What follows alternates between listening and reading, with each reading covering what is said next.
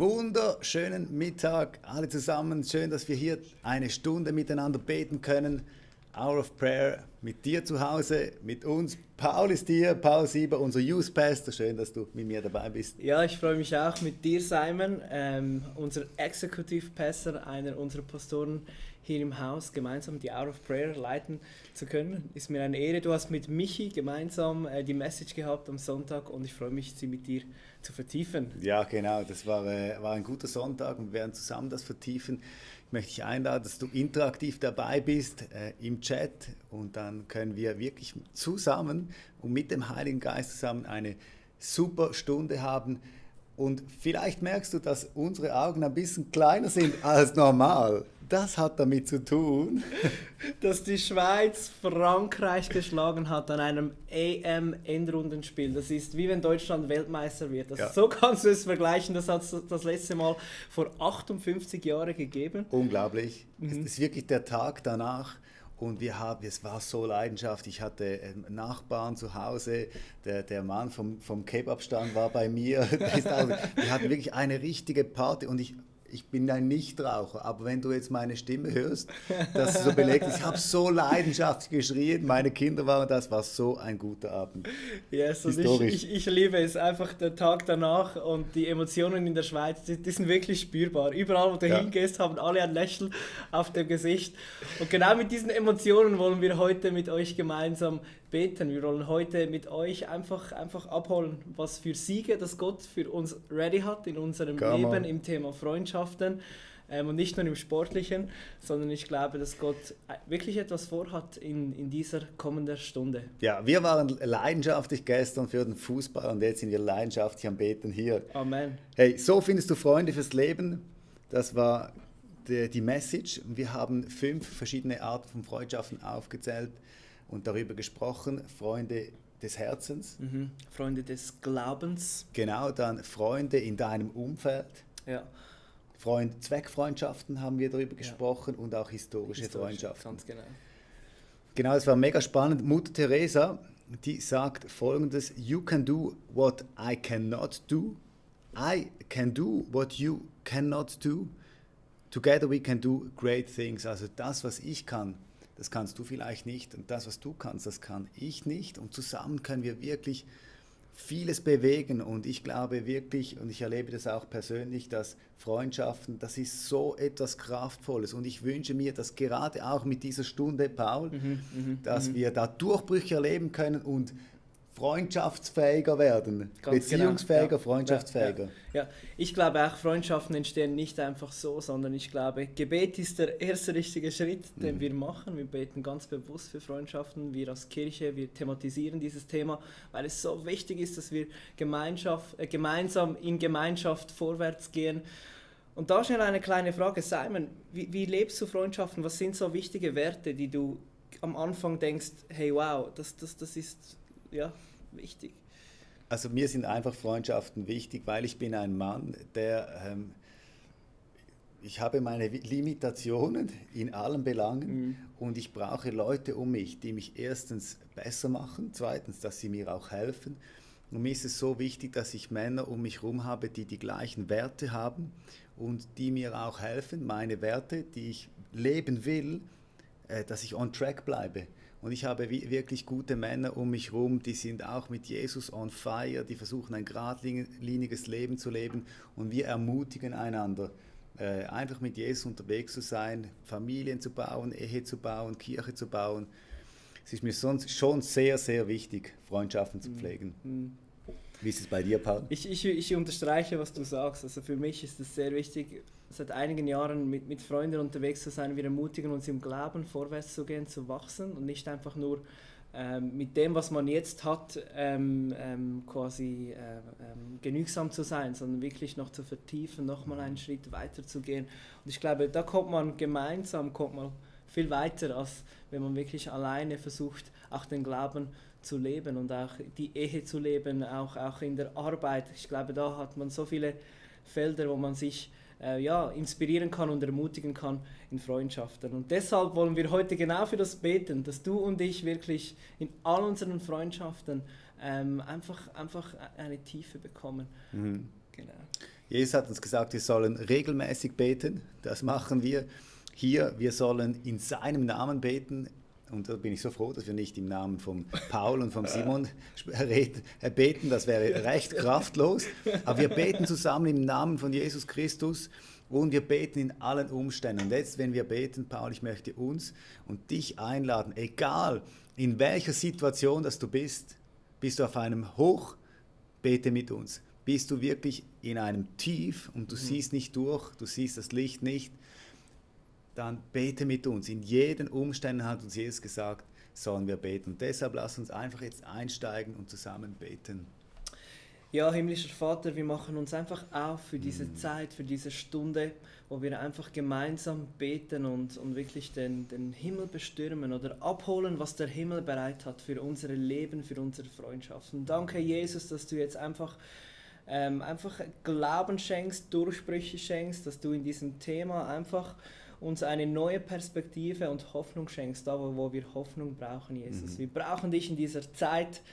Danke, dass wir nicht einfach etwas Oberflächliches tun, sondern du bist Freund gewesen. Ja. Du hast zuerst deine Hand ausgestreckt, um Freund zu sein, Jesus. Und genau so wie du Freund warst und Freund bist, genauso wollen wir abholen, was es heißt, Freund zu sein und Freund zu haben in unserem Leben. Danke, dass du da bist, anwesend, ob zu Hause, unterwegs oder wo auch immer du bist. Jesus ist anwesend und ich will einfach aussprechen, der Heilige Geist ist da. Und soll einfach die Atmosphäre prägen. Ja, und ich bin so froh, Jesus, dass wir in deinem Namen beten können, so wie du uns den Auftrag gegeben hast, wir sollen in deinem Namen beten. Dann wird sich was bewegen und ich mache mich jetzt einfach eins mit Paul zusammen und mit allen Zuschauern, dass wir glauben, dass du jetzt deinen Arm bewegst in unserem Leben.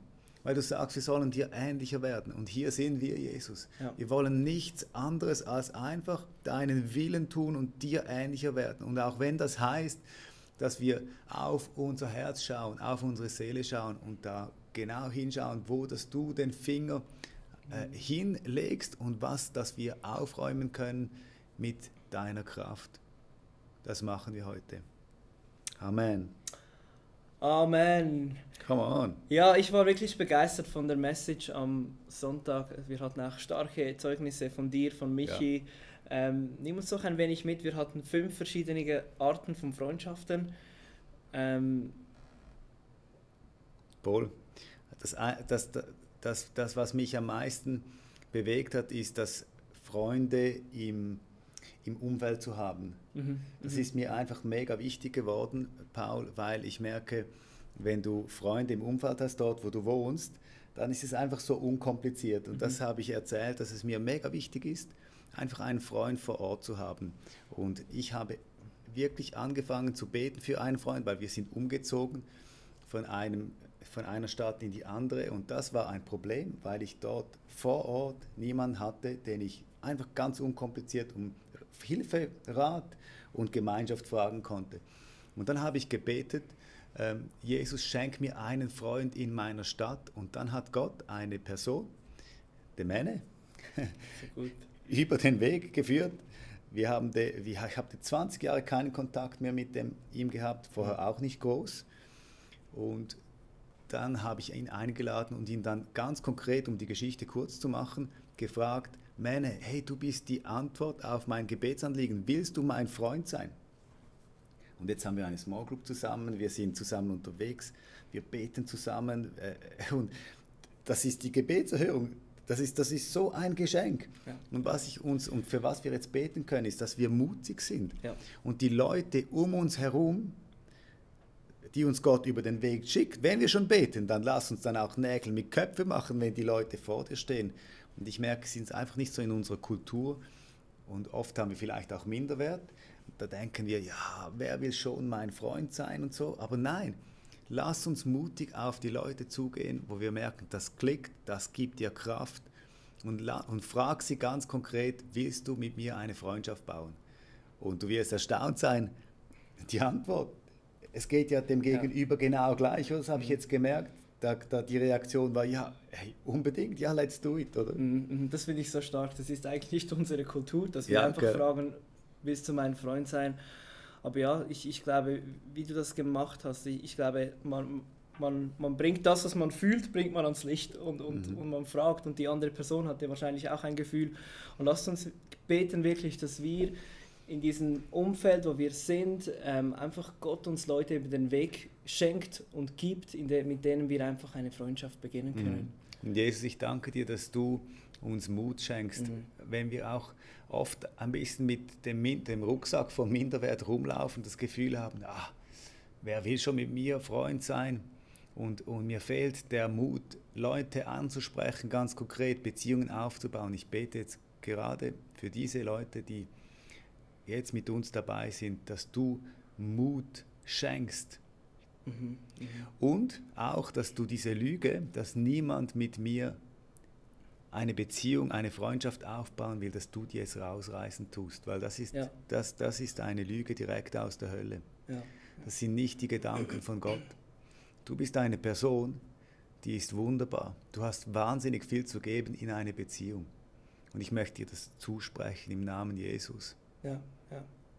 Ich bete für deinen Sportverein, wo du bist, vielleicht für deine Arbeit, für deinen Hobbyverein, für vielleicht in der Schule, in der Nachbarschaft, dass du einfach auf Menschen stößt, die es gut meinen mit dir, dass du Begegnungen hast, indem du wirklich mit Menschen tief gehen kannst, dass du Begegnungen hast, wo du merkst, da ist vielleicht mehr als nur eine Bekanntschaft, dass der Heilige Geist dich in diesen Begegnungen leitet, dass du genau in diesen Begegnungen wirklich Leben hineinsprechen kannst, vielleicht auch Vision hineinsprechen kannst, Gedanken hineinsprechen kannst, die direkt vom Himmel kommen. Und ich segne dich, dass du in deinem Umfeld, wo du bist, wirklich ein Licht sein kannst.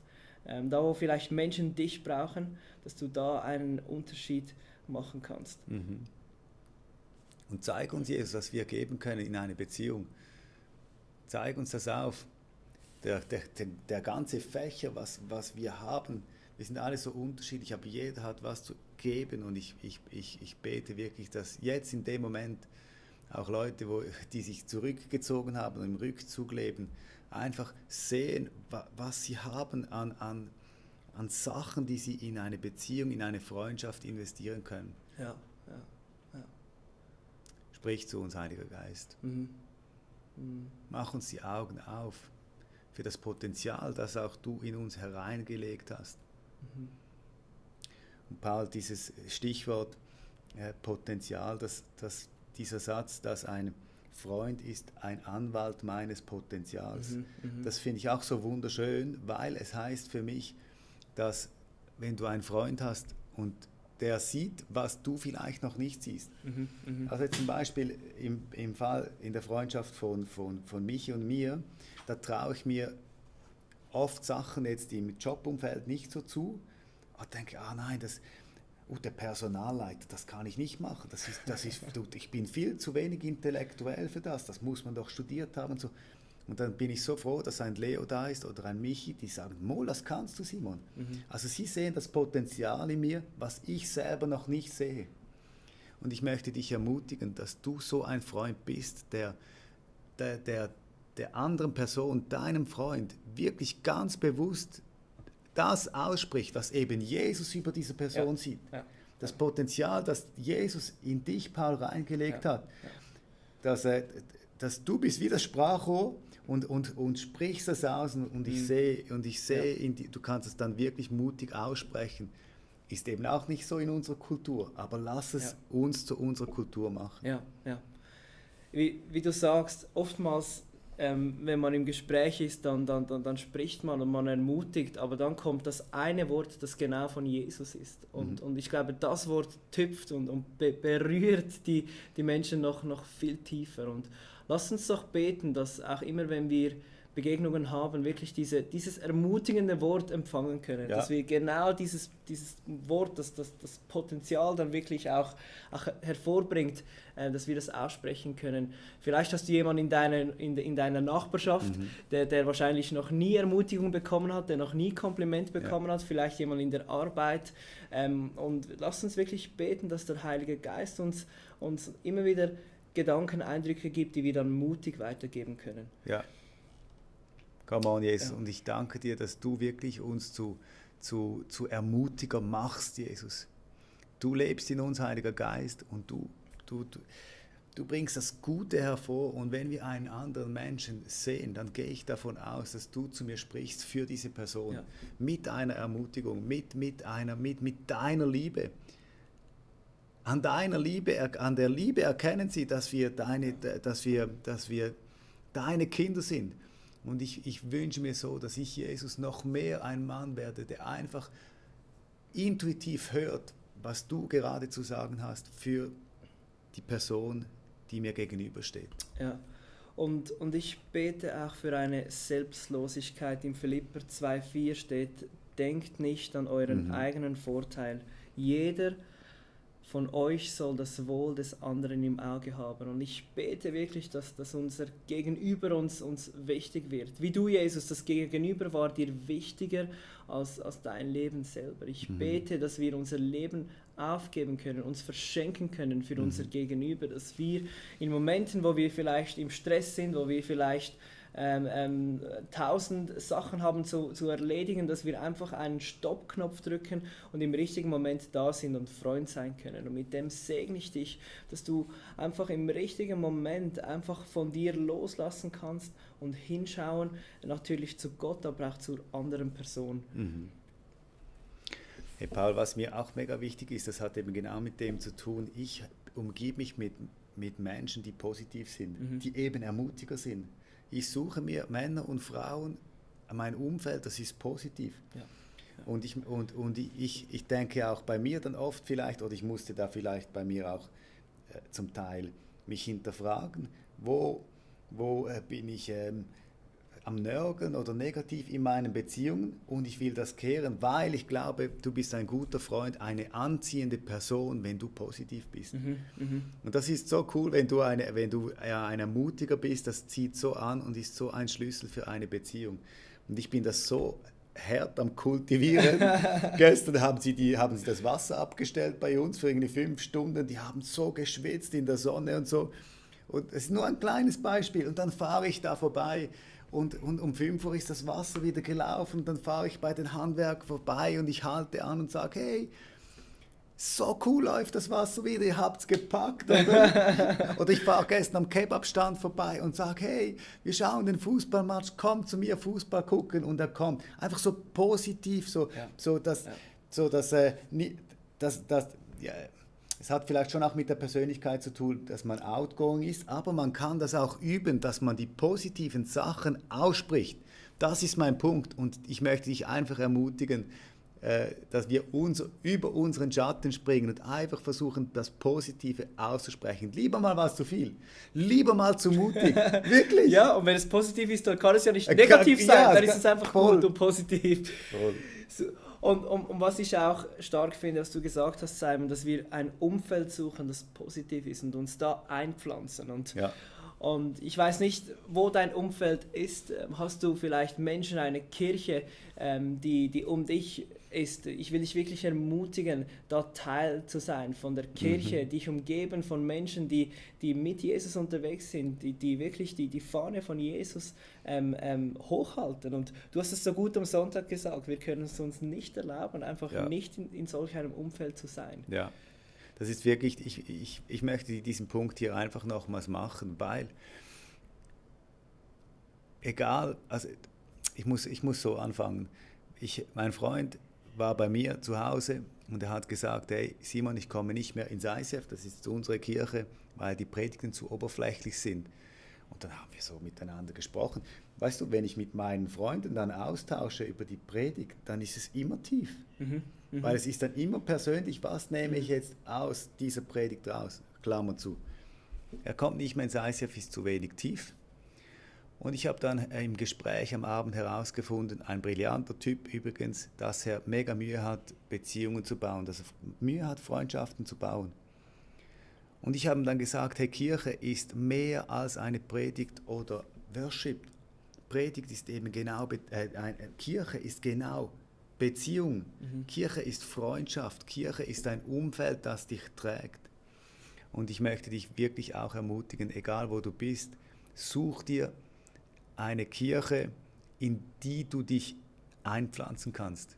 Das ist so wichtig. Und dann bleib auch mal, wenn dich eine Predigt nicht so anspricht. Es geht, das ist nur eine Predigt. Es geht, dass du Beziehungen bauen kannst. Ich bin seit 20 Jahren hier, ich habe Freunde gebaut. Das kommt nicht von ungefähr, dass ich Beziehungen habe. Ich bin einfach geblieben, ich bin hier und es war nicht immer einfach. Es sind viele Stürme, die wir zusammen erleben, weil das Leben, das bringt einfach Stürme und es ist nicht immer einfach.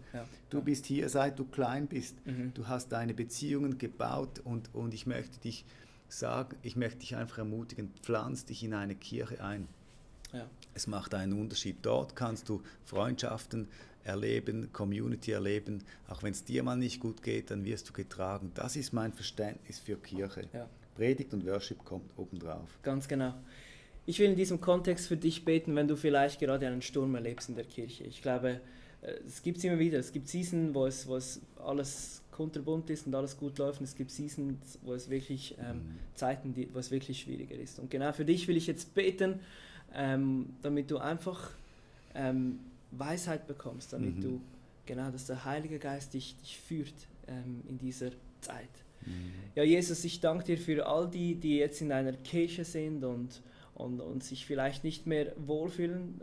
Danke, Jesus, dass du immer noch wirkst und dass du anwesend bist in jedem Leben, Jesus, wo dein Name gepredigt wird, in jeder Kirche, wo dein Name gepredigt wird, bist du lebendig. Und ich segne dich, dass du die Augen von Jesus bekommst über diese Situation, dass du das Mundwerk von Jesus bekommst über diese Situation, um zu reagieren, um Leben zu sprechen, um Vergebung zu sprechen.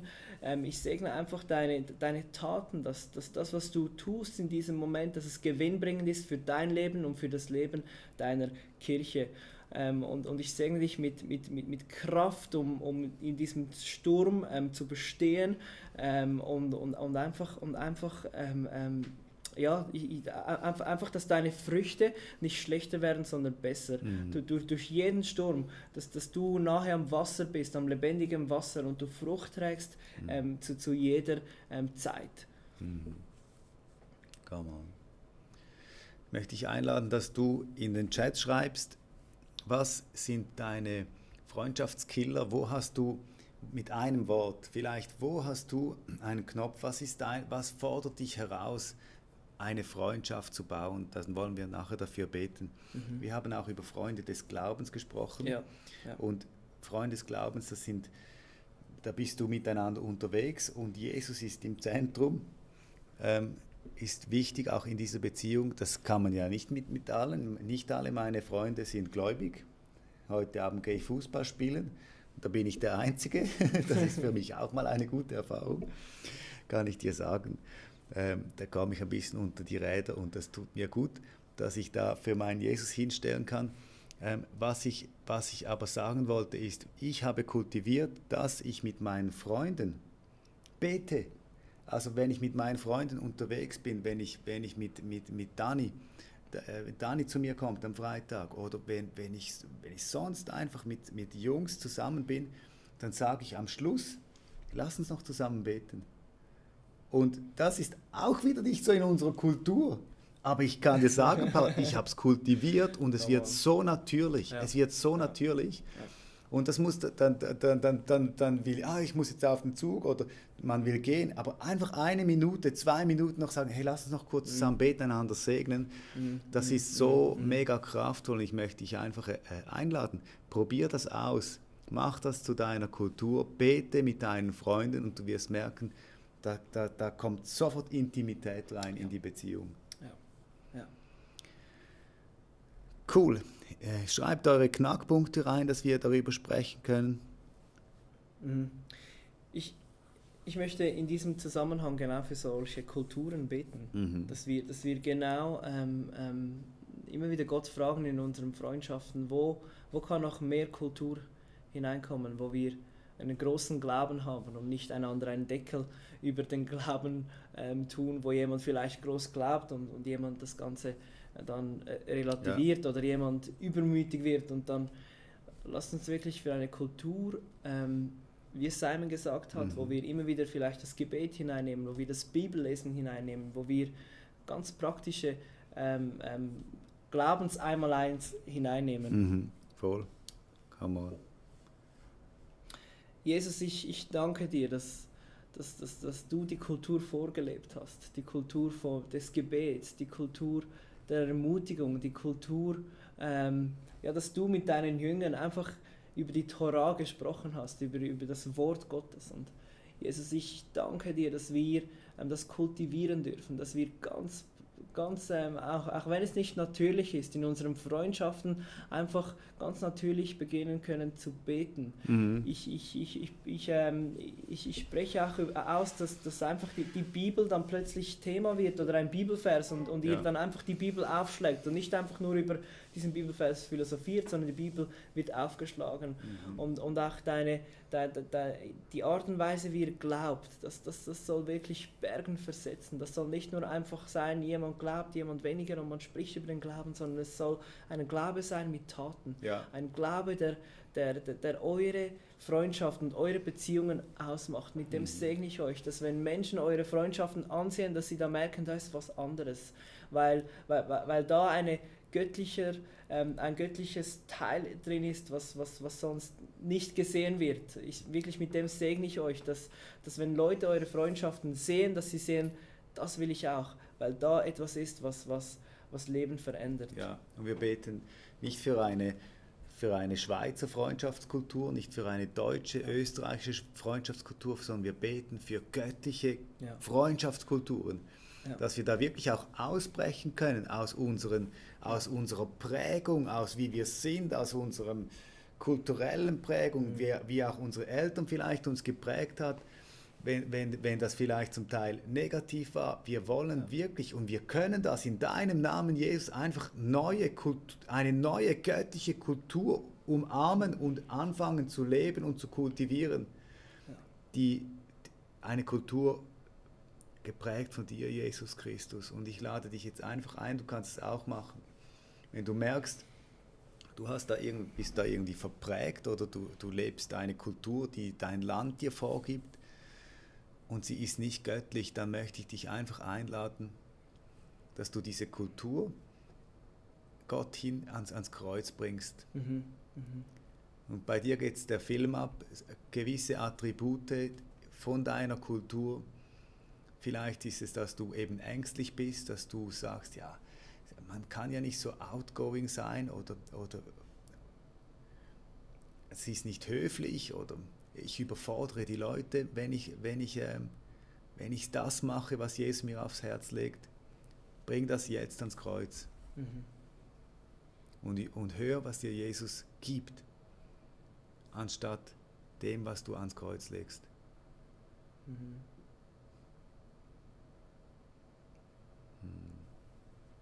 Ich habe den Eindruck, dass so Mauern fallen, so einzelne Ziegelsteine wirklich fallen und ich habe wirklich das Gefühl, dass das damit zu tun hat, mit deiner Prägung, mit deiner Geschichte, aber auch mit deiner Kultur, dass du nicht mehr vertrauen kannst, dass du nicht mehr Freude zeigen kannst. Das ist das, was ich ganz stark das Gefühl habe, dass gewisse Menschen nicht mehr Freude zeigen können, weil das die Kultur nicht erlaubt, weil das vielleicht die Prägung, die Geschichte nicht zeigt. Und ich will einfach diese Lüge ausreißen und diese Lüge von wenn du Freude zeigst, dann zeigst du Schwäche. Wenn du Emotionen zeigst, dann zeigst du Schwäche. Wirklich diese Lüge wollen wir ausreißen im Namen Jesus und wir wollen sie ersetzen mit der Wahrheit, dass Kinder Gottes, Freude ist eine Geistesfrucht, Freundlichkeit ist eine Geistesfrucht. Emotionen zu zeigen, gehört im Wesen Gottes. Come on. Ja, vielen Dank fürs Reinschreiben in den Chat. Oh, jetzt wird es mega konkret. Jetzt lass uns da drauf eingehen. Wunderbar.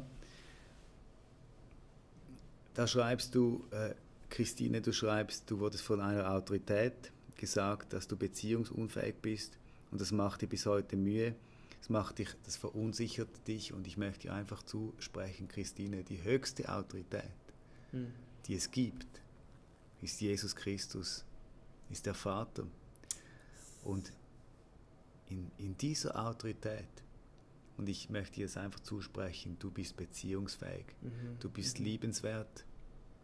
Du musst nicht im Rückzug leben, sondern du kannst wirklich das, was du zu geben hast, kannst du verschenken. Ja.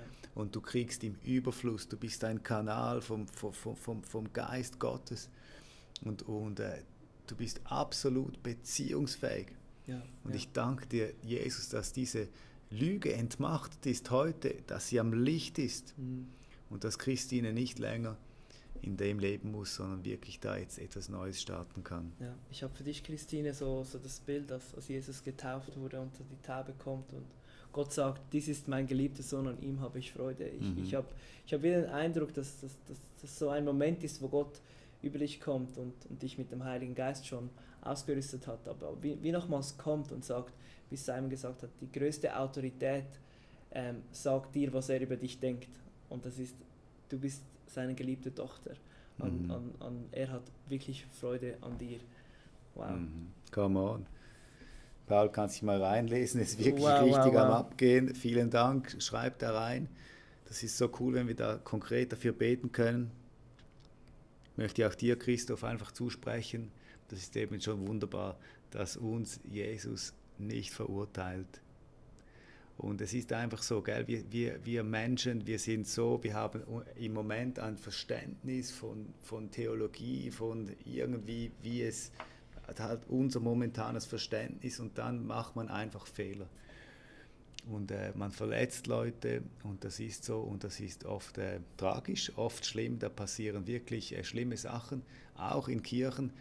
Auch bei uns menschelt es im ICF, und auch ich mache wahnsinnig viele Fehler und ich habe schon ganz viele Leute einfach verletzt, aber Jesus verurteilt uns nicht, und ich glaube, das Wichtigste ist einfach, dass wir am Vaterherz sind, dass wir, egal wie das Leben jetzt mit uns gespielt hat, dass wir einfach immer diesen Jesus suchen.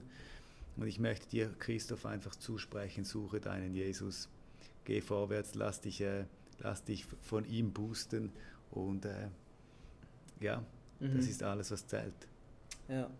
Ich will auch für dich beten, Simone. Du hast geschrieben, du bist jemand, der immer die erste Person ist, die sich bei jemandem meldet. Ich glaube, Gott hat dir sehr viel.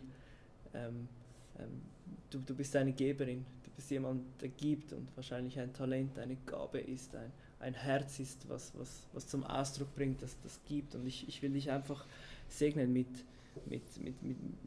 göttlicher Perspektive über all dem, was du gibst, dass alles, was du gibst, du einfach den Filter Gottes oder die Bestätigung Gottes bekommst. Ich bete für die Bestätigung Gottes in all dem, was du tust und gibst, dass Gott immer wieder bestätigt und dass der Heilige Geist dich immer wieder ruft, um zu geben, und du nicht resignierst in dem, dass du gibst, sondern wirklich, dass Gott sieht dich. Gott sieht, was du gibst. Aber ich segne dich auch mit Weisheit, dass da, wo du vielleicht schon viel gegeben hast und nicht zurückkam, dass der Heilige Geist dich leitet, wenn es vielleicht auch nicht mehr dran ist zu geben. Dass wirklich Gott dich leitet in all dem. Genau, das war jetzt für Simone, gell? Peter schreibt etwas Ähnliches, und lass uns da kurz darüber sprechen, wie erkennen wir ungesunde Beziehungen. Das war ja auch ein wichtiger Punkt. Wie erkenne ich ungesunde Beziehungen? Und Petra, du schreibst hier eben, dass du sehr viel gibst und dass wie oft einfach nichts zurückkommt. Und kennst du diesen Chaos-Tunnel, Paul? Oft bringen wir den Fisch nicht auf den Tisch, was uns verletzt, wo wir uns ausgenutzt fühlen. Das sagen wir nicht aus dem Grund, weil wir Angst haben, dass diese Beziehung dann auch noch kaputt geht. Und ich möchte uns einfach herausfordern.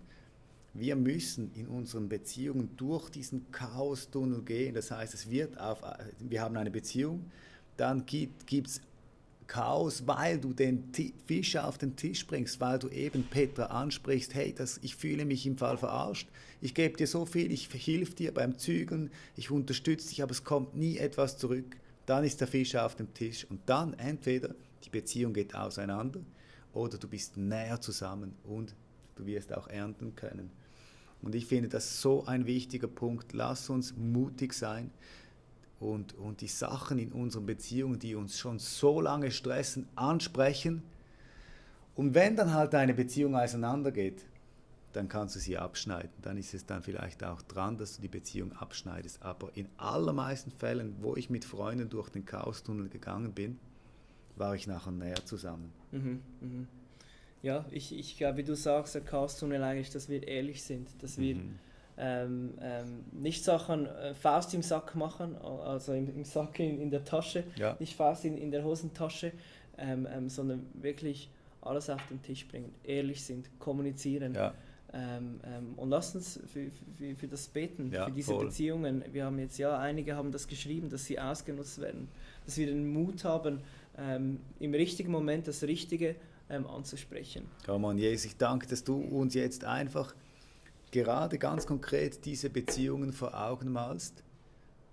Und ich möchte dich einladen, dass du das vielleicht jetzt aufschreibst, dass du uns das, was uns stresst, ein Wort aufschreibst für dich, dass du dann nachher im Nachgang mit dieser Person ansprechen kannst. Und wirklich, ich segne dich mit Mut, dass du den Fischer auf den Tisch bringen kannst und durch den Chaostunnel durchgehen kannst. Und dann siehst, welche Beziehungen tragen wirklich. Ja, auch alle Feigheit, auch aller Rückzug, das ist ja auch nicht fair, wenn man das Zeugs nicht sagt, was einem stresst, dass auch das, was dich bremst, dass du das einfach wirklich ablegen kannst und sagst, okay, I need to do a real talk. Ja, ich habe auch das Gefühl, dass wir für Durchhaltevermögen im Gebet beten sollen. Dass du wie Beziehungen hast und die kannst du nicht oder einfach so abschneiden, weil da Abhängigkeiten sind, sei es in der Arbeit, sei es du bist verheiratet und jemand macht immer wieder einen Rückzug, dann will ich einfach dich segnen mit Durchhaltevermögen im Beten, weil manchmal muss man wirklich die geistliche Dimension durchbrechen, weil die Bibel sagte, wir kämpfen nicht gegen Fleisch und Blut, sondern das sind Mächte dahinter.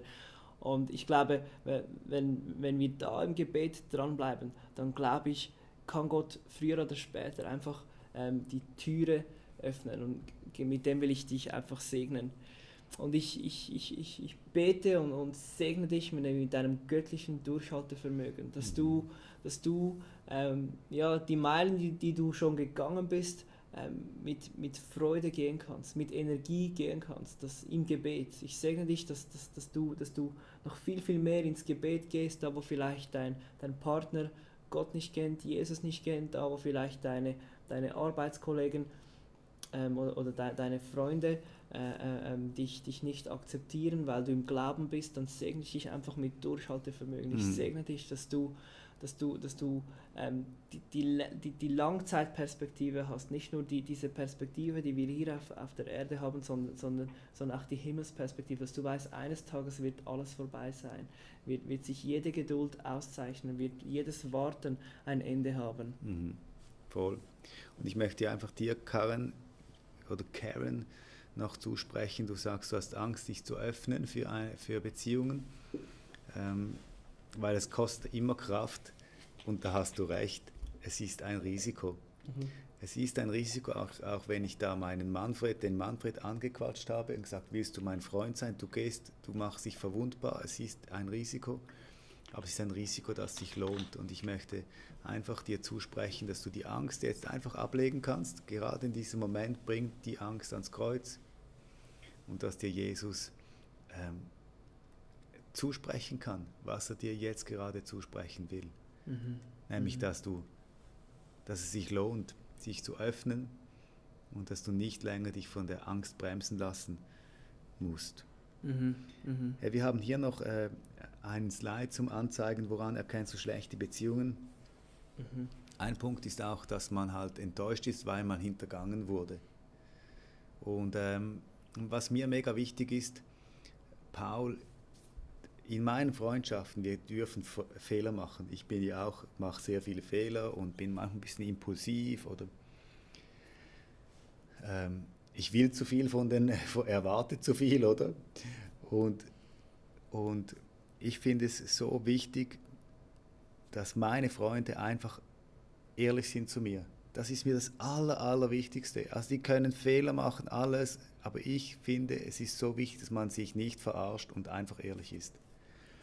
Und das habe ich auch erzählt in der Message, da habe ich auch mal eine Freundschaft beendet, weil ein Freund von mir seine Frau betrogen hat. Und dann habe ich habe ihn aber ein Jahr vorher habe ich ihn gefragt, hey, bist du deiner Frau treu? Und der hat mich ins Gesicht gelogen, hat gesagt, ja. Und dann ist das aufgeflogen, das fliegt ja fast immer auf. Und dann habe ich ihm gesagt, hey, ich muss unsere Freundschaft leider beenden. Obwohl jetzt wärst du mega angewiesen auf einen guten Freund. Aber du hast mich angelogen. Ein Freund, der mich anlügt, auf den kann ich nicht bauen. Und ich finde es so wichtig, auch für dich und für mich, lass uns einfach ehrlich sein, aufs Blut ehrlich sein. In unseren Beziehungen, das schafft Nähe. Wir sind ja alle fehlerhaft, das wissen ja voneinander, wir sind ja alle unperfekt. Lass uns Freundschaften bauen, wo wir wissen, okay, ich kann in meiner unperfekten Art, kann ich versagen, aber ich bringe das in die Freundschaft rein. Ganz genau, ja. Und da lass uns doch für Weisheit beten. Wenn du wirklich merkst, das ist eine Freundschaft, ist nicht mehr dran. Das gibt es. Man ist gemeinsam unterwegs und man merkt, es ist irgendwie etwas dazwischen gekommen oder es ist nicht mehr die Zeit, um wirklich, die Wege haben sich gekreuzt, dann kann man wirklich ehrlich sein und diese Beziehung abschneiden. Ja, lass uns für das beten, vielleicht auch, dass jetzt der Heilige Geist uns Freundschaften sagt, die dran sind abzuschneiden, dass wir offen sind für neue Beziehungen. Und das ist jetzt vielleicht ein Moment, der uns schmerzt, wo der Heilige Geist aber ganz konkret zu dir jetzt spricht und dir die Namen vor Augen führt. Ich glaube, es ist wichtig, dass wir wirklich zuerst den Fisch auf den Tisch bringen und dass wir zuerst das ehrliche Gespräch suchen, bevor wir etwas abschneiden. Ja. Mega, mega wichtig. Aber da schenkst du uns jetzt Weisheit, Heiliger Geist, dass wir das unterscheiden können, dass wir auch nicht zu schnell aufgeben, aber dass wir dann auch trotzdem auch mutig sind, ungesunde Beziehungen abzuschneiden. Hat so viel mit Mut immer zu tun. Ja. Aber ja, das brauchen wir, Jesus. Wir laden deinen Mut ein, deine Klarheit jetzt in unsere Beziehungen. Dass wir uns auch nicht verzetteln. Wir können uns so schnell verzetteln, welche Beziehungen. Am Schluss haben wir so viele Beziehungen und nichts ist wirklich scharf.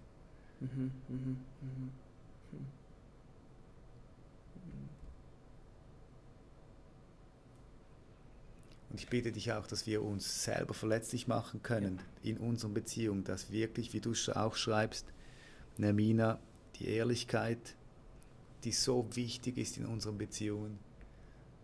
Und einer muss ja anfangen mit die Hosen runterlassen und sagen, hey, da bin ich am struggeln. Ja. Und ich möchte dich bitten, Jesus, dass wir ganz transparent sein können in unseren Freundschaften.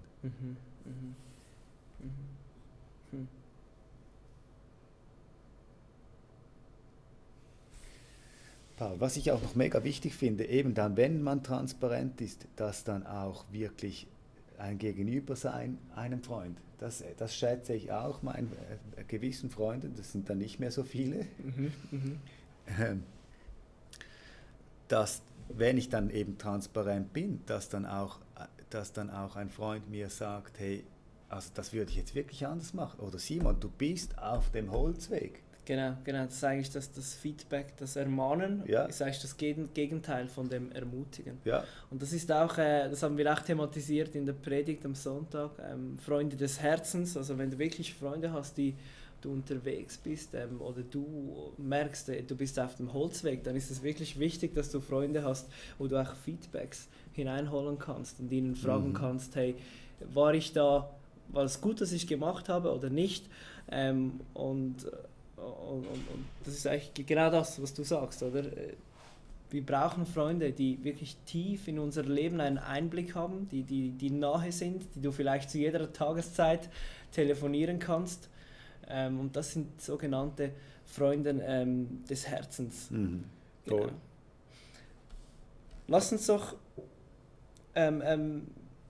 beten, weil ich glaube, Freunde zu haben, auch im Kirchenkontext, das hat man schnell. Man hat Bekanntschaften, man hat Menschen, die man kennt, mit denen man mehr oder weniger unterwegs ist.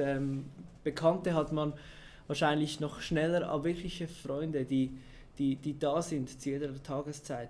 Da glaube ich, das ist wirklich ein Geschenk. Und ich glaube auch da, Gott kann das schenken, Jesus kann das schenken.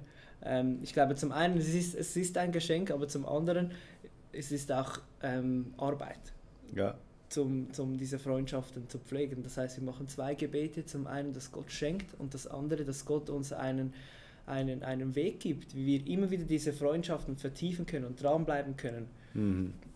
Come on. Ja, Jesus.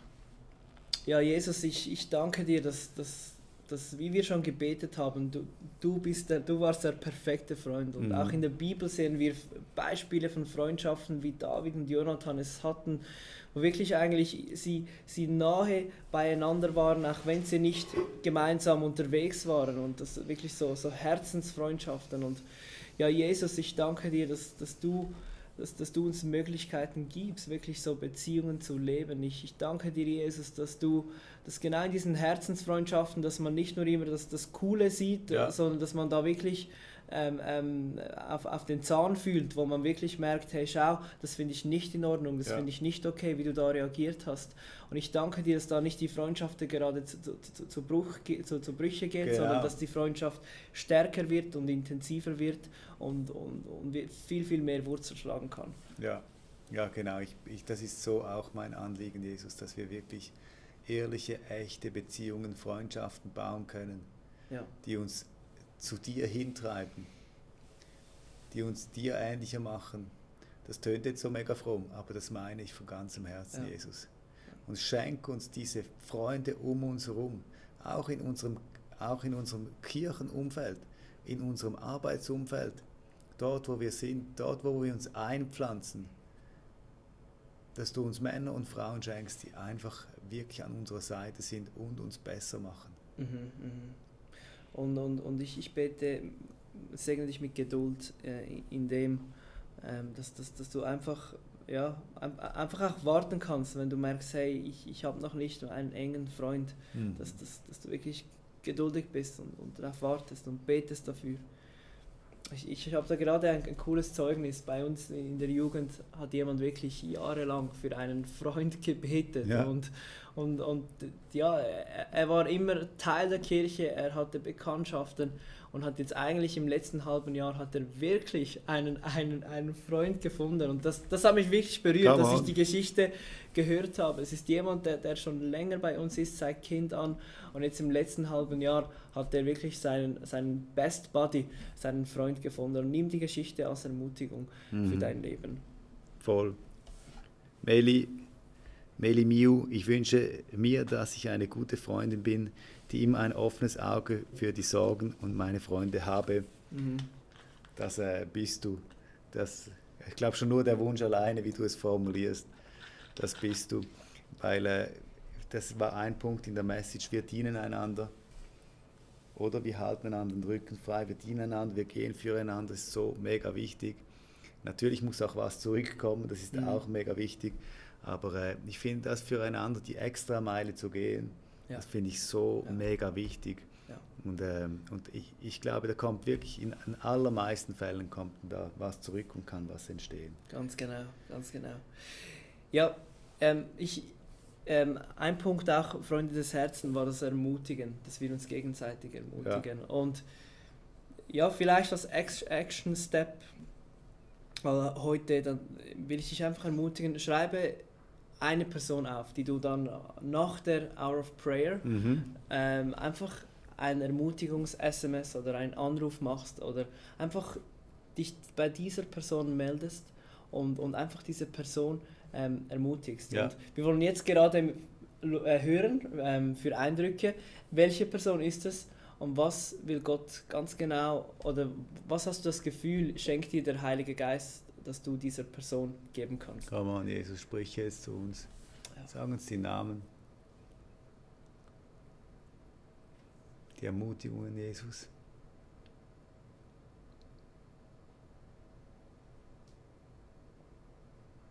die Ermutigungen, es ist auch wieder der Mut drin. Hören wir vielleicht Sachen, die sind gar nicht so geläufig in unseren Gedankengängen, dann ist es vielleicht eben genau das, was du aussprechen darfst. Nicht überdimensioniert, sondern das ist das Potenzial, was Gott sieht in der Person, die du ermutigen wirst.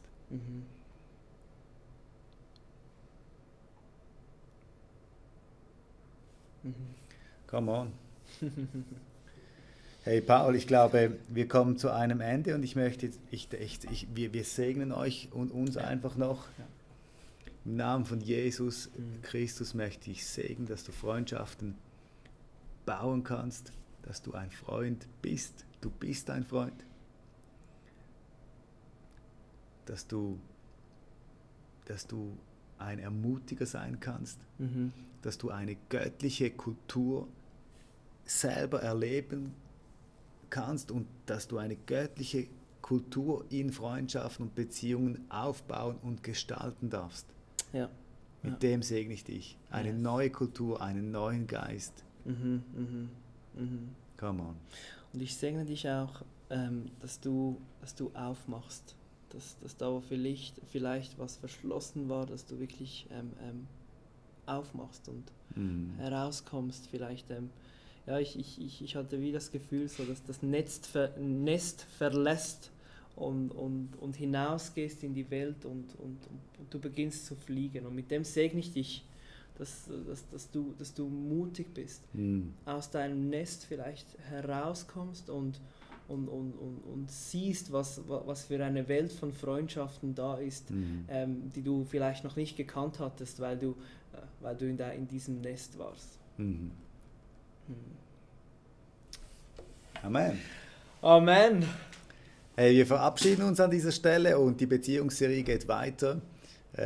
Nächsten Sonntag geht es wieder weiter mit ganz vielen Geschichten, wieder authentisch. Gerade vorher hatten wir ein Meeting, es werden ganz verschiedene Ehepaare auch und sonst Menschen reden. Am Abend sind es eher Jüngere dann, am Morgen geht es eher um Ehe. Wird mega spannend. Sei dabei, sei gesegnet. Bis bald. Bis bald.